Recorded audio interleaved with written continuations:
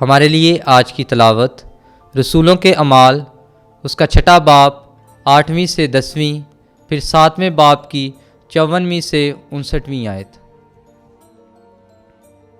اور استفانوس فضل اور قوت سے معمور ہو کر لوگوں میں بڑے بڑے معجزے اور کرشمے دکھایا کرتا تھا۔ تب اس عبادت خانہ سے جو احرار کا کہلاتا ہے اور کیروانیوں اور اسکندریوں اور ان میں سے جو کلیکیا اور آسیہ سے تھے، بعض اٹھ کر استفانوس سے بحث کرنے لگے۔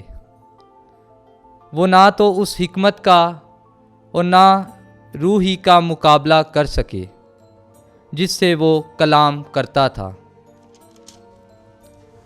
وہ یہ باتیں سنتے ہی اپنے دلوں میں جل گئے اور اس پر دانت پیسنے لگے، مگر اس نے روح القدس سے معمور ہو کر آسمان کی طرف غور سے نظر کی اور خدا کا جلال اور یسوع کو خدا کے دہنے ہاتھ کھڑے دیکھا، اور کہا، دیکھو میں آسمان کو کھلا اور ابن انسان کو خدا کے دہنے ہاتھ کھڑا دیکھتا ہوں۔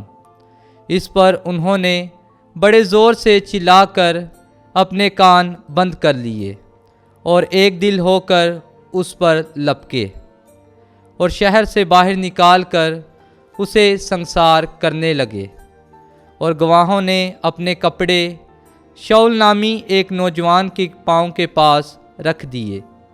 پس جب وہ استفانوس کو سنسار کر رہے تھے تو اس نے دعا کر کے کہا کہ اے خداوند یسوع، میری روح کو قبول کر۔ پاک کلام کے پڑھے اور سنے جانے پر خداوند کی خاص برکت ہو۔ خداوند کا شکر ہو۔